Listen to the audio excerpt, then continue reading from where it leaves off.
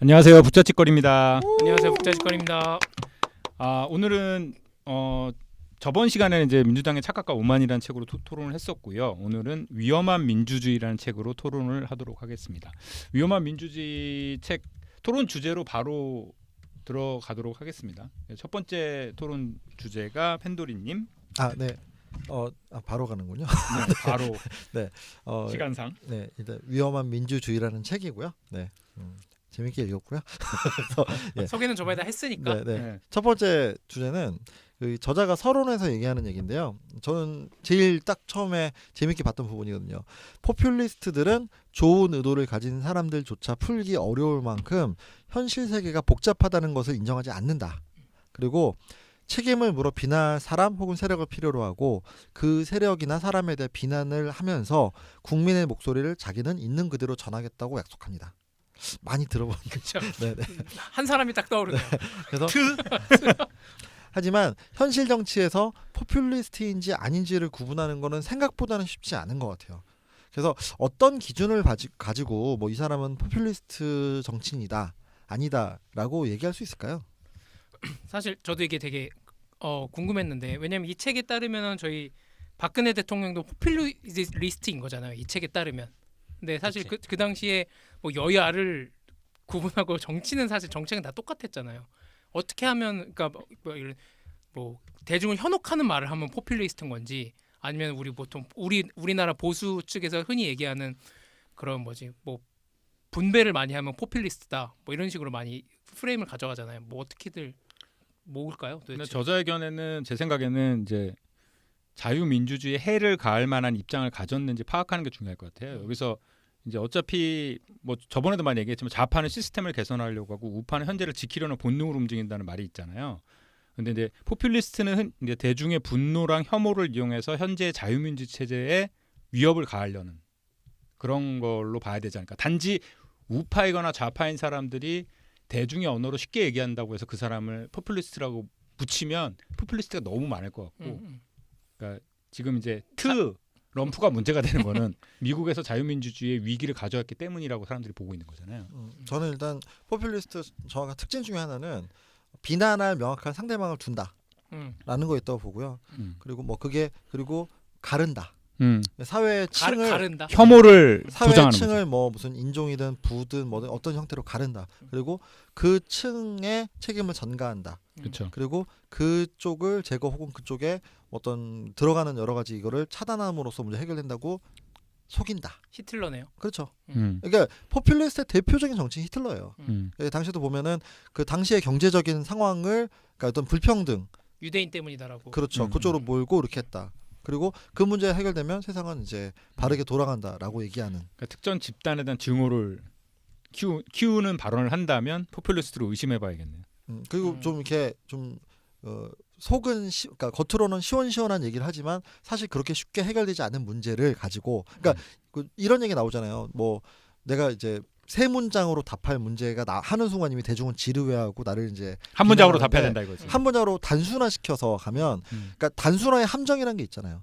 그래서 이게 뭐 비유나 이런 것도 단순화시켜서 문제가 해결될 수 있을 것 같지만 현실 세계는 그렇지 않다는 거죠. 저는 이제 이견하고 이적이 있는데 여기서 제가 그 표현이 지금 잘 못 찾겠는데 이견은 이제 설득을 할 대상인 거고 이적은 없애야 될 대상인 거죠. 네. 그런 얘기가 그러니까, 있었죠. 예, 그러니까 파퓰리스트는 이적을 강조를 하는 거죠. 그래서 나의 논리로 상대방의 논리를 이길 생각을 하기보다는 선동을 해서 없애야 되는 주체로 상대방을 대하는 거고, 그렇죠. 이제 정치가나 이런 사람들은 이견으로 해서 설득해야 될 대상. 그렇죠. 그래서 내 논리를 강조하겠죠. 그렇게 구분을 해야 되지 않을까. 근데 예. 제가 말씀드리면 포퓰리스트 정치인들조차도 스스로 본인이 그런지 알 수 없고, 그다음에 지금 현재 현실 정치에서 벌어지는 많은 일들이 지금으로서 판단하지 못할 일이 많다고 생각해요. 그러니까 저는 이게 저도 똑같은 생각을 했는데, 내가 하고 있는 행위가 이견인지 이적인지를 구분하는 게 아니라 그냥 자기는 반대에 대한 반응을 하고 있는데 이게 그냥 파퓰리스트적인 사람이 그게 자기가 파퓰리스트인지도 모르고 하고 있는 그런 게 많을 거다라고 생각이 들어요. 네. 하긴 그럴 것 같아요.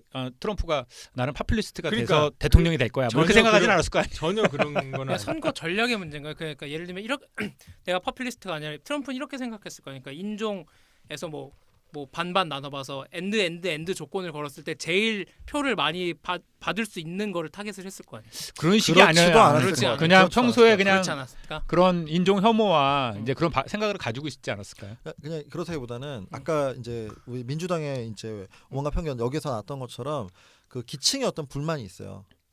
이 기층의 불만이 제대로 현 정치권이 해소하지 못해. 그 형 정치권의 어떤 규범이나 제기나 이거를 공격을 해야 돼. 그리고 공격을 하기 위해서는 어떤 표를 얻어야 돼. 그럼 그 포인트는 정확히 찌르는 거, 그리고 거기에 대한 적을 만드는 거. 잘 보세요. 자, 우리가 벌어지고 있는 뭐 예를 들어 교육이나 어떤 문제에 있어서 이 문제는 어느 집단의 뭐 부정과 부패야 그 탓이야. 그 집단이 무너지거나 그 집단을 공격하면 문제가 다 해결돼. 그럼 속은 시원하잖아요. 근데 실제로 그렇지 않다는 거죠. 그렇죠. 저는 그렇다면 그거는 포퓰리즘적인 거라고 보는 거예요. 음. 뭐냐면 대안이 되는 문제가 대안이 되는 해결책이나 근본적인 문제에 대한 접근 없이 그냥 적을 만들어서 그 피상- 적을 네. 해결하면 된다. 이게 이런 근데 식으로. 어려운 얘기는 뭐냐면 피상적인 상태에서 사실 잘못이 있다는 거지. 근데 그 잘못이 있는데 그 잘못만 딱 제거한다고 문제가 해결되느냐? 그렇진 않은데 그렇게 호도한다는 거죠. 네. 여기서 이제 포퓰리스트의 정의는 여기까지 하고요. 다음 주제로 넘어가도록 하겠습니다. 파트 1에서 자유민주주의 위기 섹션에서 나온 건데 저자는 민주주의는 반자유주의가 될 수 있다고 말합니다. 페이지 39에서 특히 독립기관을 행정관들의 자유적인 통치에 종속시키기를 또한 소수자들의 권리를 축소하기를 선언하는 곳에서 나타날 가능성이 높고 반대로 자유주의 체제이며 정기적이고 경쟁적인 선거를 치르고 있더라도 비민주적으로 될 수 있다라고 합니다. 이것은 특히 정치 체제가 엘리트 위주로 왜곡된 상태에서 선거가 국민의 뜻을 공공정책으로 바꾸는 일에 거의 도움이 되지 않는 경우에 나타날 수 있다고 합니다. 저자의 뜻에 비추어 자유민주주의에서 자유와 민주주의를 떼어내서 각기 다른 방식으로 분할할 수 있다는 의견을 토론해봤어요. 이게 이제 이 저자의 핵심적인 그 기본 주장의 모티프인데, 그러니까 자유민주주의가 위협받는다. 근데 위협의 양상이 어떻게 하면 자유 없는 민주주의, 그 다음에 자유는 있으나 민주주의 없는 시스템, 이런 식의 주장을 하고 있어요. 그런 식으로 변화되고 그런 것들이 현대 나오고 있다는 얘기를 하고 있는데. 어떻게 생각하십니까? 이 핵심적인 주장에 대해서.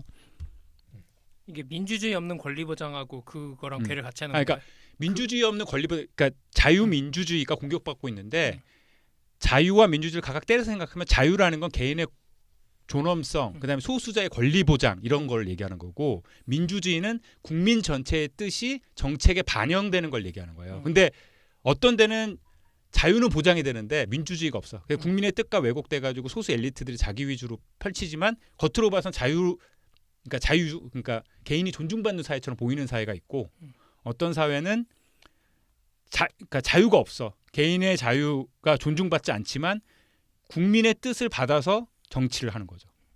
그러니까 민주주의긴 민주주의야. 왜냐하면 국민의 뜻이 정책에 반영되니까. 이게 표가 나와 있는데 권리 보장 네. 없는 민주주의 표에서 이렇게 사분면으로 나눈 다음에 그렇죠. 이쪽 왼쪽을 민주, 이제 아래쪽을 자유라고 봤을 때 그러니까. 비민주적일수록 그다음 밑으로 가고 그다음에 반자유적으로 오른쪽으로 간다라고 그쵸. 하면은 가장 안 좋은 반자유적이고 독재겠죠. 비민주적인 체계는 독재 체제. 독재 체제. 러시아 같은 이렇게 되는 거고.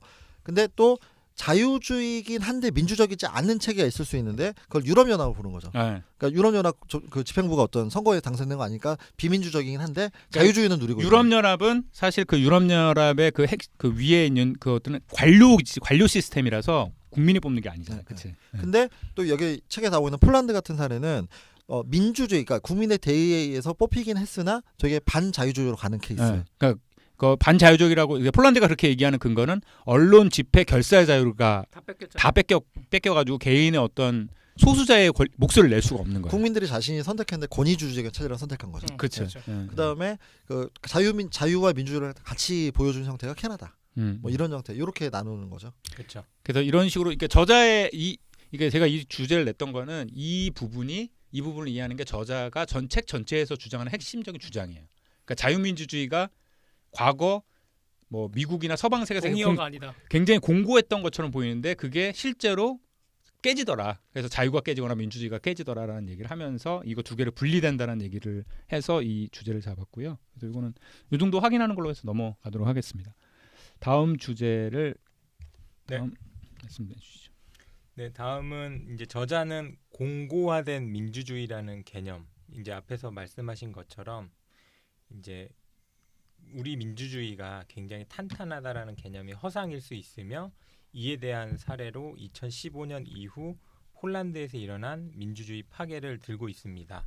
그래서 그 과정을 보면 독립 국가 기관들의 이제 중립성이 파손되고 비판적인 언론을 탄압하고 시민들 뭐 언론 집회 시위의 자유를 억압을 설명을 하고 있습니다. 우선 저자가 제기한 취약한 민주주의라는 개념이 이게 이제 뭐 동의하시는지 그거 한 가지 하고 아마 앞에 질문하고 좀 비슷한 것 같고요. 그 다음에 앞서 폴란드 사례는 이제 제가 보기에는 한국의 이전 보수 정권의 민주주의 파괴 활동과 그 맥이 닿아 보이는데 그렇다면 우리 민주주의에도 취약해졌다는 것에 혹시 동의하시는지? 예. 저 100% 동의하는 게 이 책을 읽으면서 재밌다고 느꼈던 것이 과거에 이제 김대중 노무현 정권을 거치면서 사실 이제 그 전에 뭐 문민정부 들어서고 그러면서 우리나라가 독재랑 싸워서 민주화를 계속 해왔고 그 김대중 정권 노무현 정권 그 권위주의 같은 것도 다 타파되고 뭔가 진짜 민주화 사회로 딱 간 줄 알았는데 보수 정권 한 10년을 거치면서 화이트리스트, 블랙리스트를 만들고 청와대 홍보실장의 언론의 압력가하고 국정교과서. 그다음에 뭐 국정교과서로 그 자라난 교육 그 새로운 세대의 교과서 같은 걸로 완전히 보수적인 그런 잘못된 그런 걸 가르치려고 하고 이런 식으로 민주주의 후퇴를 경험했다고 사람들이 생각하고 그것 자체에 되게 놀랐었잖아요. 근데 그게 폴란드도 이런 일이 있었구나라는 생각을 하게 되더라고요. 저는. 그러면은 결국은 이 저자가 얘기하는 이제 공고화된 민주주의라는 거는 정말 허상이고 그렇죠. 현재 우리가 지키고 있거나 지금 가지고 있는 민주주의는 굉장히 취약할 수 있다. 그렇죠. 그리고 이미 우리는 경험적으로 민주주의가 취약했던 그런 경험을 가지고 있는 거네요. 그렇죠. 네. 그러면 이거 되게 좋은 예가 실제 그냥 한국에서 일어난 사례인 거네.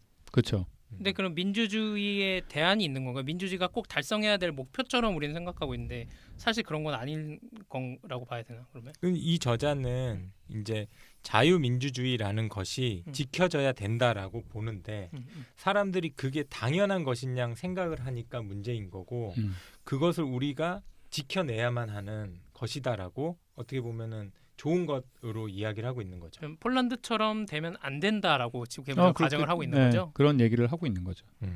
그건 맞습니다. 네, 그 다음 주제로 또 넘어가도록 하겠습니다.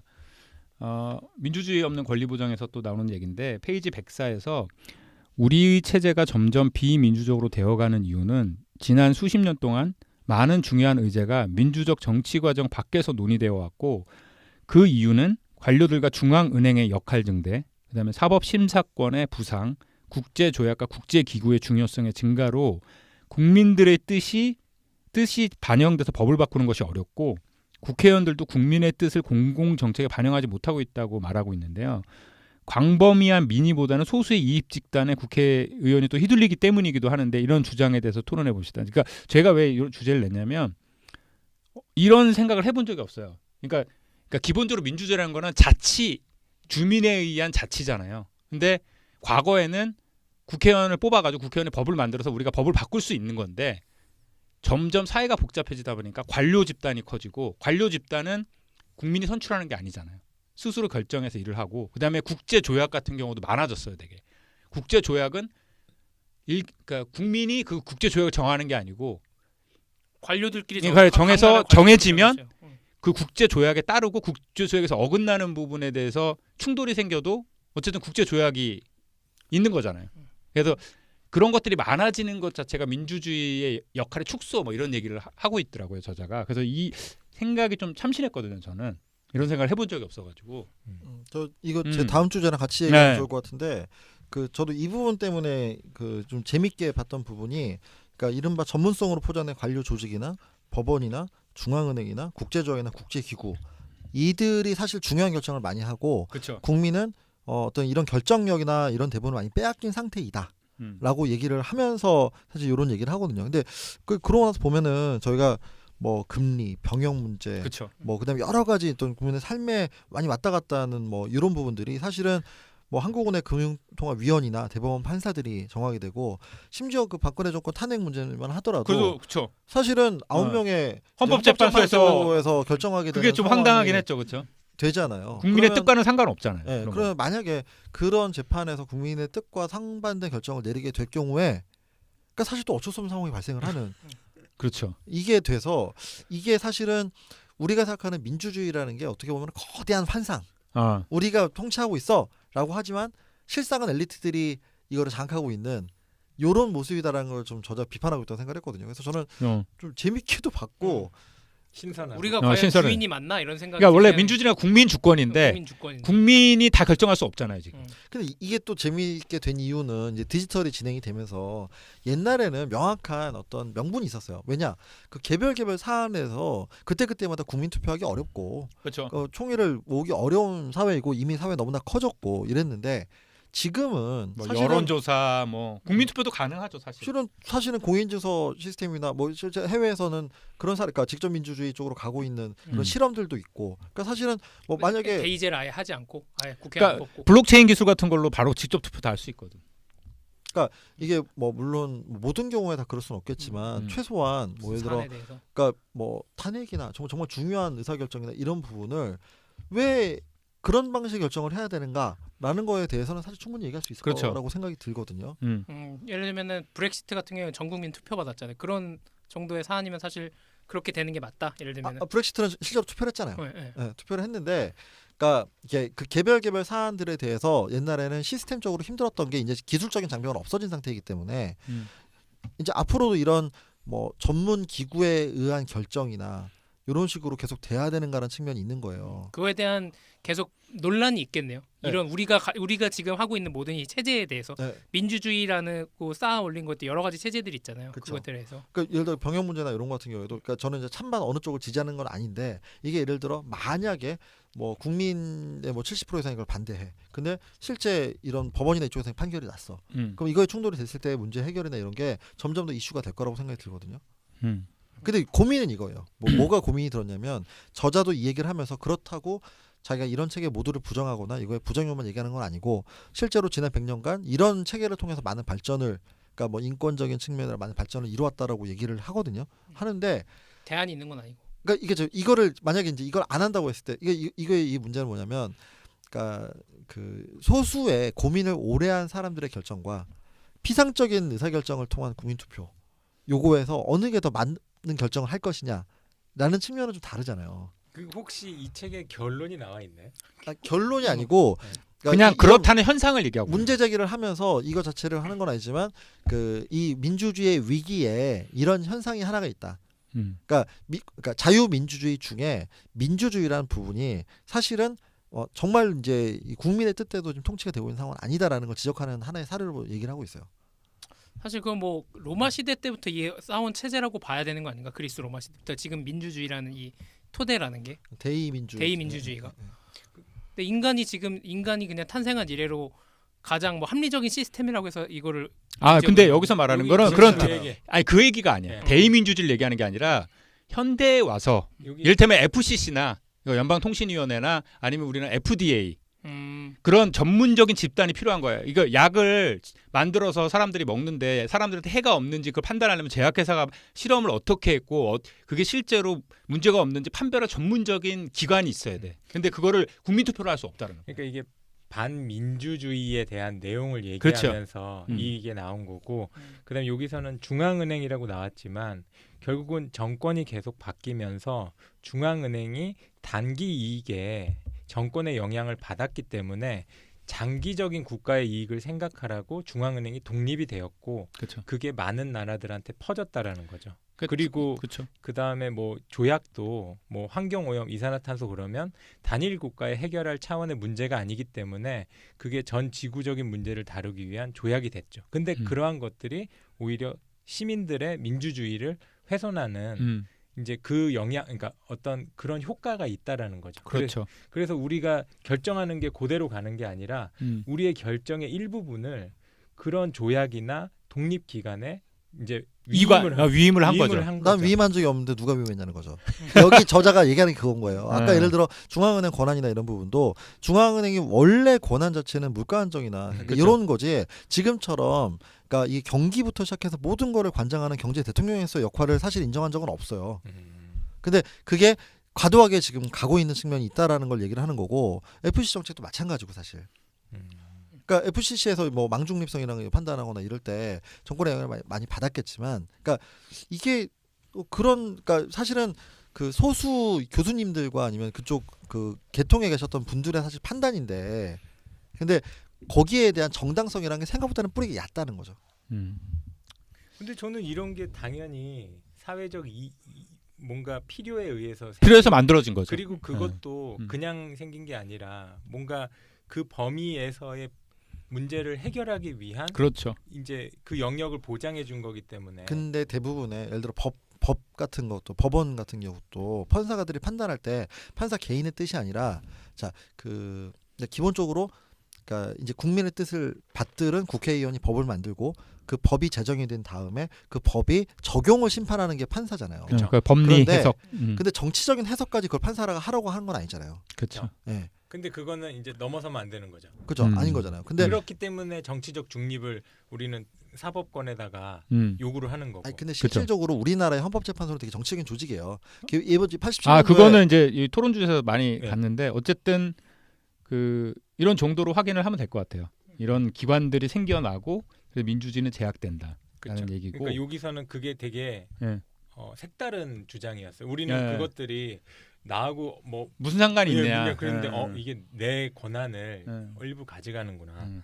그 다음 주제로 넘어갈게요. 제 바로 밑에 주제는 방금 했으니까 그 다음 주제 파트 2에 페이지 187에서 저자는 소셜 미디어가 보편화되면서 다대다 커뮤니케이션이 가능해져서 민주주의 도구로 작동할 것 같았지만 많은 경우 반향실 효과, 그러니까 듣고 싶은 소리만 듣는 여론의 함정을 말합니다. 그러니까 발생한다고 합니다. 그래서 내 주위에는 아무도 찍은 사람이 없다는데 왜 저 사람이 당선되었지? 라고 하는 식인데 거기에 다양한 황색 저널리즘의 가세에서 가짜 뉴스가 퍼지면서 사람들은 거짓을 진실로 믿게 되는 현실을 말하고 있습니다. 그래서 한국의 상황도 유사해 보이는데 어떻게 생각하시는지요?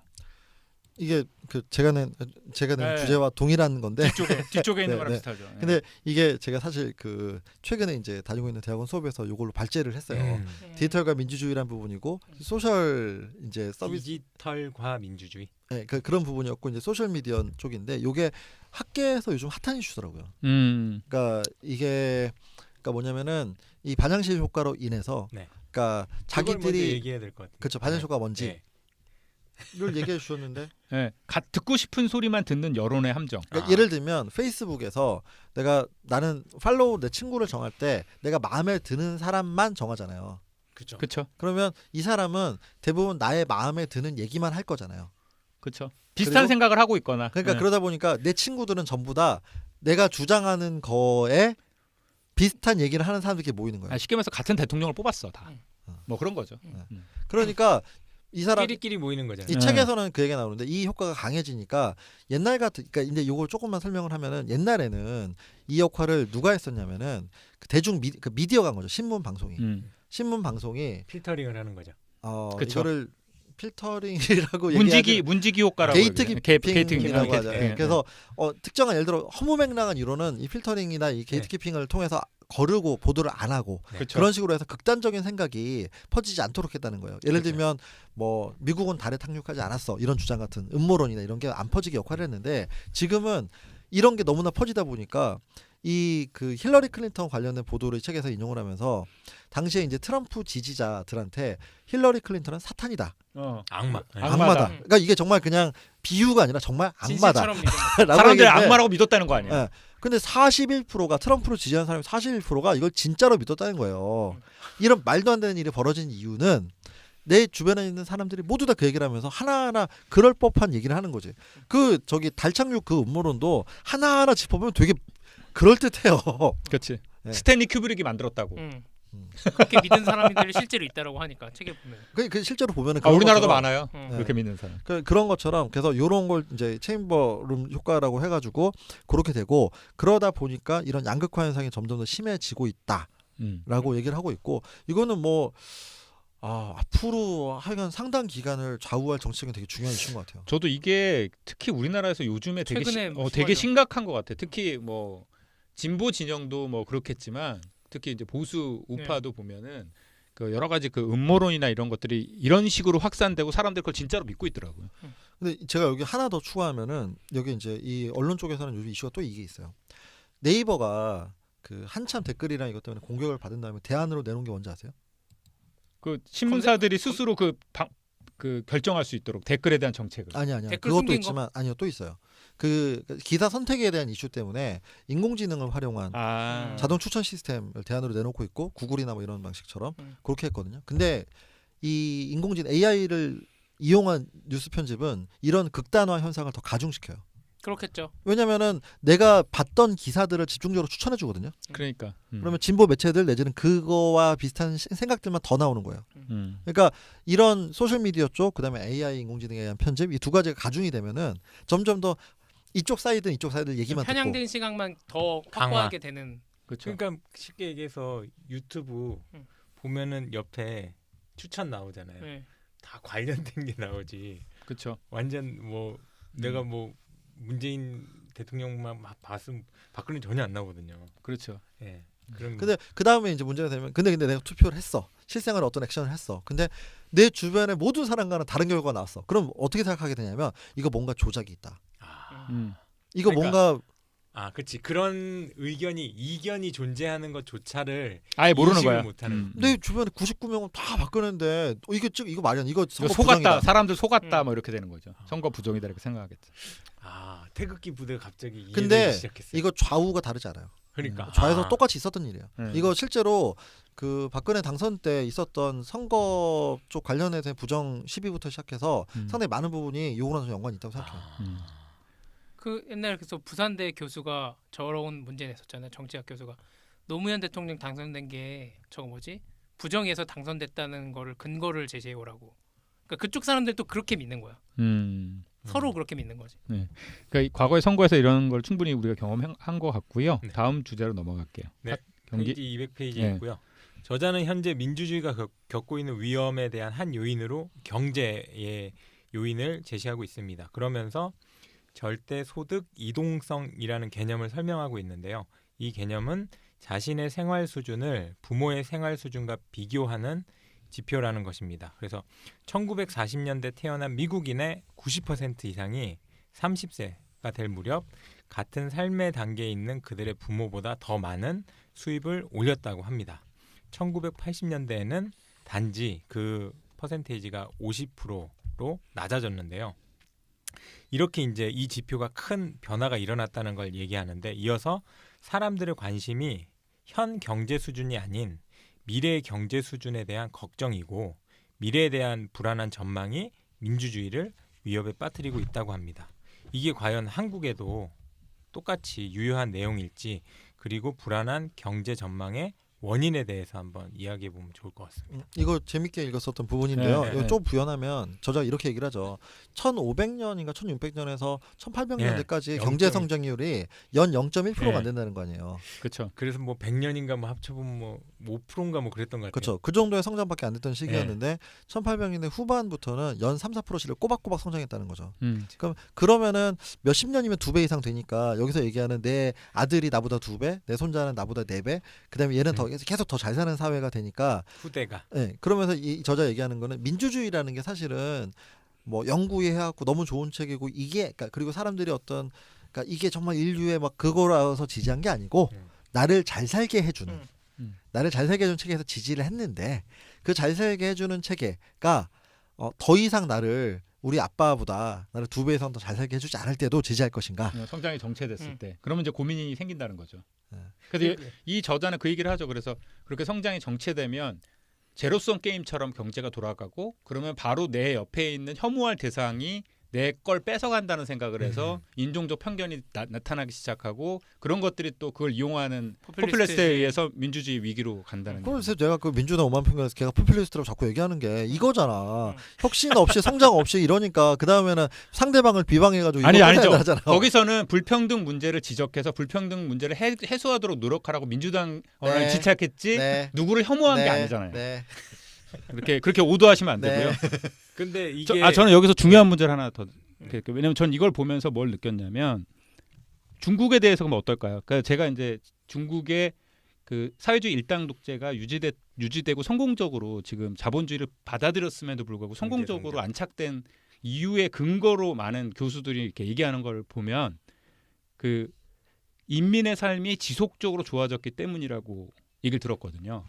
근데 만약에 그래서 사람들이 정치에 좀 무심하면서 아니 뭐 그냥 그 당이 하는 대로 해서 지금 이렇게 우리가 잘 살게 됐으니까라는 신뢰가 있는데 만약에 중국도 지금 성장률이 둔화하잖아요. 그럼 중국은 같은 이유로 그 현재 정치 체계가 도전을 받겠네요. 그래서 자유민주주의 체제가 될 수도 있겠네요.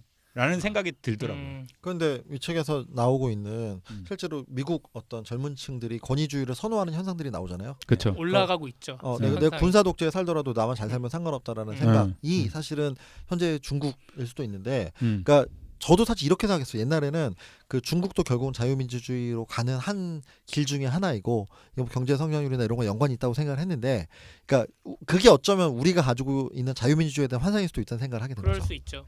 그러니까 제가 말씀드린 뜻은 중국의 자유민주주의로 간다라는 뜻이 아니라 똑같은 이유를 들어서 중국의 현재 정치 체제가 유지됐다라는 걸 주장하는 걸 제가 계속 들었기 때문에 그러니까 근거가 똑같다는 거예요. 네, 근거가 똑같다고. 그러니까 중국이 계속 최근에 그 개혁 개방 이후에 계속 지속적으로 성장해왔기 때문에 사람들이 권위주의 체제를 인정했다라는 거예요. 그러니까 그게 지금 이제 뭐가 있냐면 이 책이 나온 거는 이 프랜시스 후쿠야마라는 사람이 역사의 종말이라는 책에서 맞아요. 민주주의는 이 정치 체계에 있어서 끝이다.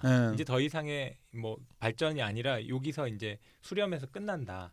근데 유성님 말씀하신 거는 그게 어떠한 정치 체제이든 간에 그렇죠. 경제가 성장이 되면 사람들이 만족한다는 그렇죠. 거죠. 그 안에서의 정치 체제 변화를 갈구하진 않는다. 그 얘기인 거지. 근데 이제 그게 정체되는 순간 변화를 갈구한다는 게 맞을 표현인 것 같아요. 우리나라는 그러면 박정희 대통령 시절에 굉장히 경제 성장을 했었는데 우리나라는 어떻게 이렇게 근데 됐을까요? 거기 그 당시에는 그게 그 뭐지 개인에 의해서 그 체제가 무너진 거잖아요. 유신 그렇죠. 독재가. 사실 개인에 의해서 무너졌죠. 예. 그러니까 그게 민중의 에너지에 의해서 그렇진 않다. 민중의 바람에 의해서 된 건 아니다. 그렇죠. 저는 이 책 보면서 오히려 거꾸로 생각했던 게 그러니까 어떤 측면으로 약간 생각을 했냐면 그러니까 이게 이제 좀 약간 황당한 얘기일 수 있어요. 근데 이게 우리는 이 자유민주주의 체계에 대한 어떤 그게 너무나 강하니까 이게 더 우월한 체계라는 확신이 있고 근데 앞에 그 그러니까 이제 관료나 이런 쪽이 실제로 결정을 하지 민주주의라는 것 자체가 환상이라는 게 맞다라고 한다면 사실 중국 입장에서도 맞아요. 어차피 내가 선출해서 하는 애들이 하는 것처럼 보이나 아니면 그러니까 소수 엘리트주의라는 게 똑같다. 라는 관점에서 보면은 사실 별반 다르지 않아요. 관점에서 보면은 오히려 중국이 나은 게 중국에서의 이제 당이나 얘네들은 젊은 시절부터 엄격한 선발 과정이랑 오랜 기간의 감시 과정을 통해서 생성이 되거든요. 그렇죠. 그 상호 경쟁을 하면서 올라가고 파벌이 있잖아요. 그 안에서의 일당이지만 일당 내에서의 경쟁을 하잖아요. 그러니까 오히려 엘리트주의의 관점에서 보자면은 그쪽이 더 나은 엘리트를 낳을 수는 있어요. 맞아. 그럼요. 그렇게 보니까 이게 어떻게 되는 건가 이런 생각이 들더라고요. 저도 그게 이제 공산당에서는 교육을 받으러 가라. 그럼 그게 승진의 표시라는 거예요.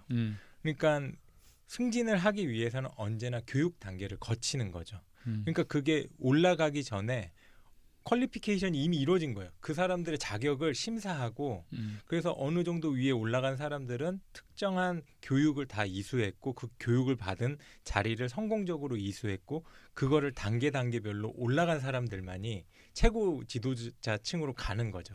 근데 우리의 시스템은 누군가가 이제 트럼프 같이 갑자기 나와서 그쵸. 어떠한 통과 방식 자격증 제도도 없이 그냥 국민들의 지지만 딱 얻으면은 최고 위치로 단번에 올라가는 그럴 거죠. 수 있죠. 그러니까 이게 어떻게 보면 우리 제도 자체가 공고하다라고 얘기하기가 좀 부족한 부분이 있는 거죠. 그 다음 주제로 한번 넘어가 보도록 하겠습니다. 그래서 다음 주제는 이제 파트 3의 시작인데 이 토론 주제를 마지막으로 일단 오늘은 토론을 마무리할게요. 저자는 그 어떻게 극복할 것인가 대안을 내놓는 파트 3의 시작을 한국에서의 독재자에 따른 박근혜가 대통령이 되고 최순실 스캔들로 국민들의 촛불 시위가 일고 결국 대통령이 물러나는 것을 설명합니다. 그래서 저자는 한국의 촛불 시위에 큰 감명을 받은 듯하다고 보이더라고요. 제가 보기에는 포퓰리즘 정권에 대응하는 방법으로 거리에 나서고 아무리 힘들더라도 저항하는 것의 중요성을 역설하면서 시작합니다. 특히 야당이 아무리 흠이 많다고 하더라도 소수 정치운동을 하는 것보다는 포퓰리스트가 권력에서 멀어지도록 하는데 힘을 기울여야 한다고 역설하고 있습니다. 페이지 243페이지. 저자의 이런 주장에 어떻게 생각하시나요? 저는 우선은 이게 이제 제가 딱 3장을 딱 했을 때 그 첫 단어가 선거의 여왕이에요. 첫 챕터 이름이. 그러니까 박근혜. 아니, 첫 그냥 시작이 선거의 여왕이 나라의 최고 자리에 올랐을 때 많은 국민들은 그녀가 한국 민주주의를 위협할지 모른다고 염려했다. 그렇죠. 그러니까 왜냐하면 1장, 2장이 문제와 원인을 얘기했고 3장이 대안 제시거든요. 네. 3장 대안 제시의 첫 예가 한국의 예가 나왔고 그게 좋은 예로 나왔어요. 네. 그래서 저는 그게 되게 감동적이었어요. 저도요. 그러니까 이 저자도 감명을 받은 것 같아요. 예, 한국의 그리고 촛불 시위. 이제 더군다나 이제 저는 가족들을 데리고 광장시장에서 빈대떡을 사 먹고 이제 그 광장을 갔던 거죠. 그렇죠. 광화문 광장을. 그러니까 이거에 관찰자가 아니라 참여자로서 네. 이걸 보니까 더 좀 감회가 새우르셨군요. 그거 되게 좋더라고요. 네. 근데 뭐 거기서 그게 아니라 다음은 더 중요한 거잖아요. 이게 뭐 대안으로서 어떻게 되느냐가. 그러니까 저자는 그래서 한 5가지 정도, 네 가지 정도 얘기를 했어요. 그래서 첫 번째는 좌파가 분열해서는 안 되고 단합하여 반드시 정권을 잡는 것이 중요하다. 보통 좌파가 분열돼서 파퓰리스트 정권을 잡더라 이 얘기고, 그다음에 두 번째로 대중의 언어로 설명하고 유권자에게 관심을 모으는 것이 대단히 중요하다. 파퓰리스트는 되게 말을 짧게 해서 대중의 언어로 말하는데, 그러니까 안 그렇게 정치인들이 너무 심각하게 어렵게 얘기해서 그 대중의 관심을 잃는 것이 문제다. 그다음에 세 번째, 파퓰리스트들의 파퓰리스트들 자체를 공격해가지고 흠을 잡는 데 열중해가지고 긍정적인 메시지 전달에 실패하면 안 된다. 그러니까 후보가 뭘 하고자 하는지를 전달해야지 파퓰리스트만 공격해서는 안 된다. 경쟁 후보만 공격해서는 안 된다 이런 얘기죠. 그다음에 네 번째가 자유민주주의 수요자들이 현상 유지를 선호하는 것처럼 보이는 이상 파퓰리스트와 싸워서 이길 수 없다. 힐러리 클린턴 예를 들면서 이게 민주당의 착각과 오만원에서 잘 다루고 있는데, 그 당시에 경쟁을 할 때 힐러리 클린턴은 현상 유지를 원하는 것처럼 보이고 트럼프는 변화를 실제로 갈구하는 것처럼 이렇게 얘기를 하니까 이제 이런 얘기를 이 저자는 했네요 여기서. 그러니까 저는 뭐 결국 포퓰리스트가 이 집권을 할 수 있는 위기가 당연히 존재하는 거고 이미 집권을 한 데도 있는 거잖아요. 그렇죠. 그럼 여기서 얘기한 대로 뭐 소수 정치 운동, 그러니까 일반 대중의 힘으로 하는 수밖에 없는 거죠. 뭐 제도적으로 막을 방법은 없는 거잖아요. 그러니까. 사실. 여기서 여기서 얘기하잖아요. 자유를 제한하는 것 자체가 올바른 방법이 아니다. 그러니까 이거는 오히려 자유민주주의를 위협할 수 있기 때문에 그것보다는 이제 기반은 똑같이 자유민주주의지만 제도를 뭐 바꾸는 것보다는 시민 교육을 시키거나 뭐 그런 식으로 운동을 해야 되는, 거리로 나가거나.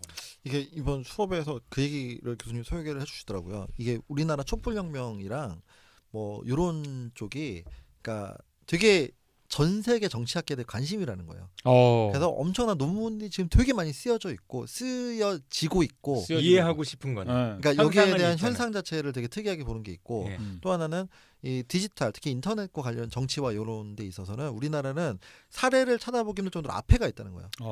그러니까 우리가 사례를 만들고 다른 쪽에서 이런 사례를 갖다 쓰는 거지. 그렇지. 우리가 딴 데를 그러니까 우리가 그런 게 되게 빠르다는 거예요. 그래서 이게 촛불 같은 경우에도 그러니까 좀 기존 정치 로직이나 이걸로 이해하기 어려운 점이 되게 많은 거예요. 그래서 이 저자가 이 대안으로 좀 얘기한 이유 중에 하나가, 그러니까 되게 폭력적이지 않게 모여가지고 평화적으로 끝나면서 되게 성공적으로 끌어내는 케이스가 되는 거예요. 그리고 특정 집단이나 이게 중심이 돼서 가지 않고.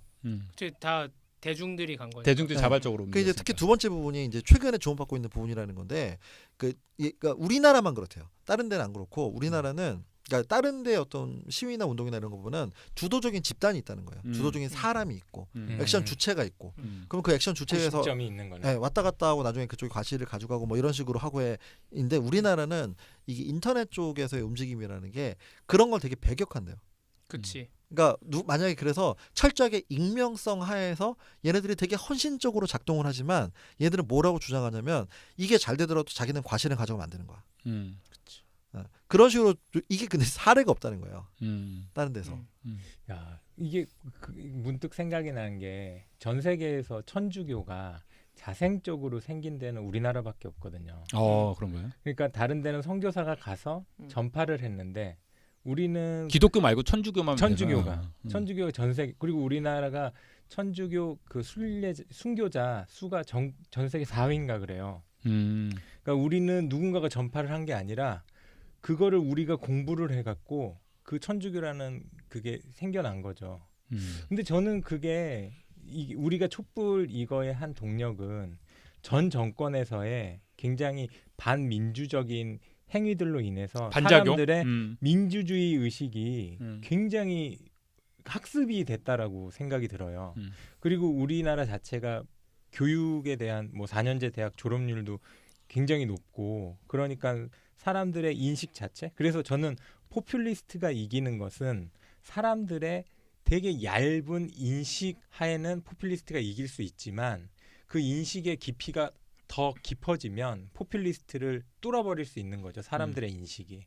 근데 사람들의 인식이 얕은 가운데서는 포퓰리스트 그 안에까지를 들어갈 수가 없으니까 포퓰리스트가 득세를 하는 거고. 그러니까 저는 이 논지로 돌아가가지고 저자의 주장에 공감하는 측면이 첫 번째 그 좌파가 분열해서 정권을 넘겨준 케이스가 너무나 많았고요.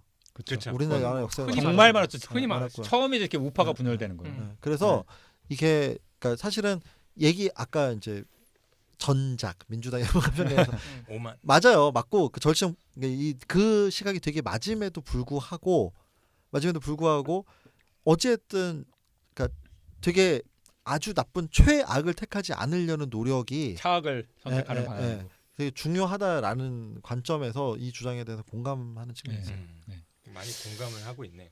아니 그 저는 약간 이해가 안 되는 게 여기서 야당이 아무리 흠이 많다고 할지라도 소수 정치 운동을 하는 것보다 포퓰리스트와 권력에서 멀어지도록 하는데 힘을 기울여야 한다. 그러니까 이게 차악이 그러니까 야당이 그러니까 뭐 민주 계열이 그 약간 문제가 있어서 더 극단적인 그 뭐 이를테면 더 소수의 좌파의 관심을 가우를 수는 있어도 실제로 선거 때가 돼서 할 때는 자한당이 되면 안 되지 않냐. 그러니까 여기 이제 책으로 돌아가면 책에서 무슨 얘기를 하냐면은 그러니까 이게 폴란드의 민주주의 수호를 위한 협의회 이런 단체가 있었는데 실제로 여기는 대놓고 자기는 정치적인 문제에는 관여하지 않는다 이런 식으로 얘기했고 트럼프를 반대하는 단체가 미국에 있었는데 이 단체도 민주당에도 되게 적대적이었다는 거예요. 그래서 트럼프에 반대함에도 불구하고 그 민주당이 뭐 대선 승리를 하는 일을 앞으로도 돕지 않고 지금도 하지 않았다는 거야. 그러면 그래놓고 이 결과가 나왔을 때 이거는 따다다다다 이게 다 총만 쏘는 거지. 차악을 어쨌든 선택해야 돼. 내가 저게 아니라고 해도. 근데 이게 저희가 그 지난 그러니까 박근혜 그다음에 이명박 그 대선 때도 있었던 일이긴 해요. 그렇죠. 계속 반복됐잖아요. 이게 있었던 일이라서 처음이야. 분열돼가지고 좌파가 단결한 거 처음이고 사실 거의. 네, 그래서 여기서 이것으로 오늘 토론을 마치도록 하겠습니다. 수고하셨습니다.